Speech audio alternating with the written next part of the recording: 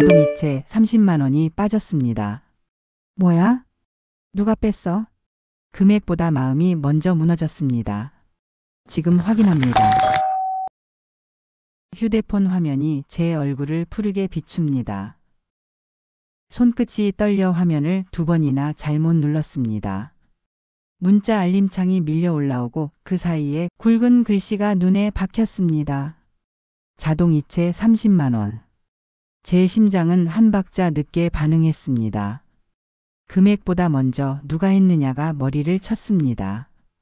식탁 위에 놓인 장바구니에서는 파 냄새와 비닐의 싸늘한 냄새가 올라옵니다. 씻지 않은 그릇 위로 알림 소리가 다시 울리자 위장이 쪼그라드는 느낌이 들었습니다. 저는 스스로에게 말했습니다. 없어진 건 30만 원. 그런데 마음은 더 컸습니다. 엄지손가락이 화면을 미끄러지듯 내려갑니다. 거래 내역은 말이 없고 숫자만 정직합니다. 저는 방 안으로 고개를 돌렸습니다. 오후빛이 눅진하게 커튼을 통과해 바닥에 누웠고 그 위에 제 그림자가 길게 늘어졌습니다. 이대로 넘기면 안 되겠다는 생각이 먼저 들었습니다. 숨을 길게 내쉬고 연락처에서 아들과 며느리 이름을 찾았습니다. 스피커폰을 켰습니다. 지금 올 수 있니? 제 목소리가 제 집 천장에 울려 닿습니다. 아들은 잠깐 뜸을 들이다가 엄마 무슨 일인데? 라고 되물었습니다. 저는 짧게 말했습니다. 통장에서 돈이 빠져나갔다. 현관문이 열리는 소리와 함께 서늘한 바람이 들이칩니다. 아들은 턱을 굳게 묶은 표정으로 들어섰고 며느리는 눈치를 살피며 제 손에 들린 휴대폰으로 시선을 옮겼습니다. 나 아니야. 아들은 먼저 선을 그었습니다. 숨을 삼키는 소리가 들렸습니다. 어머니, 저도 아닙니다. 며느리는 두 손을 앞에 포개며 조심스레 말했습니다. 저는 고개만 끄덕였습니다. 차를 내오려다 손이 컵을 덜컥거려 놓아버렸습니다. 따뜻해야 할 시간에 따뜻한 말이 먼저 나오지 않는다는 걸 스스로 알았습니다. 침묵은 좋지 않습니다. 침묵은 칼날을 감춥니다. 저는 결국 며느리를 똑바로 바라봤습니다. 너지? 제 목소리가 생각보다 날카롭게 나왔습니다. 며느리의 눈이 커졌습니다. 그 순간 제 귀에는 제 목소리만 컸습니다. 집안의 오래된 시계가 촉촉거리는 소리를 내고 거실 공기에는 묵은 먼지 냄새가 맴돌았습니다. 아들은 팔짱을 끼고 고개를 저었습니다. 엄마, 먼저 확인부터 하자. 그러나 저는 한 발 더 나갔습니다. 지난번에도 전기요금이 더 나왔다. 그때도 내가 말끝을 지르기 전에 제 혀 끝에 후회가 먼저 닿았습니다. 며느리는 입술을 깨물었습니다. 어머니, 저 아니에요. 저도 살림하면서 숫자 하나까지 쥐어짜며 삽니다. 그 말에 제 귀가 순간 뜨거워졌습니다. 가난했던 젊은 날이 건너왔습니다. 의심은 손쉬운 해답이지만 마음에 남는 건 흉터뿐이라는 것도 저는 압니다. 그런데도 오늘은 멈추기 어려웠습니다. 우리는 식탁에 앉아 휴대폰과 종이, 청구서를 한데 모았습니다. 전기요금 고지서에 파란 잉크 냄새가 코끝에 스쳤습니다. 저는 손가락으로 문자를 풀었습니다. 전월, 전전월, 거기에도 익숙한 단어가 있었습니다. 자동이체. 금액은 들쭉날쭉하되 전기회사와 병원 이름이 번갈아 나타났습니다. 보세요. 여기 전기, 여기 병원. 저는 증거를 찾는 사람처럼 목소리를 단단히 했습니다. 며느리는 고개를 끄덕이면서도 억울한 기색을 숨기지 못했습니다. 아들은 차분하게 캘린더를 열어 지난달 진료일을 대조했습니다. 이날은 아버지 기일 근처고 이날은 엄마 감기 심했을 때네. 단서가 나오자 공기가 약간 풀렸지만 제 마음은 더 어두워졌습니다.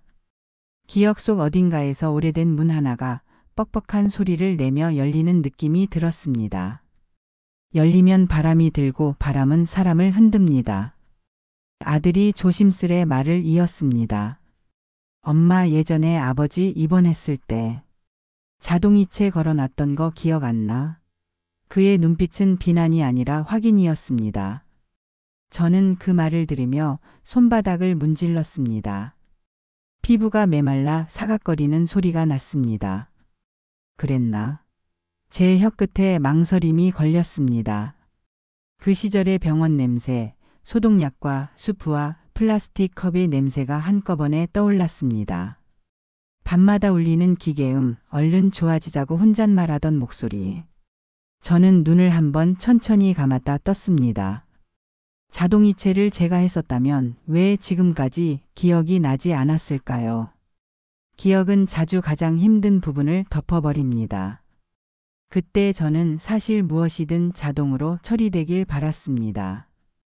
눌러앉은 피곤이 제 허리를 짓눌렀고 하루에 같은 양의 서류를 6번씩 확인하던 날들이었습니다.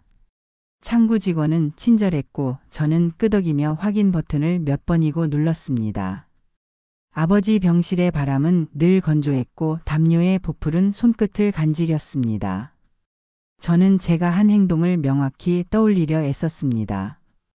그러나 기억은 모래처럼 손가락 사이로 빠져나가고 남는 것은 그때의 소리뿐입니다.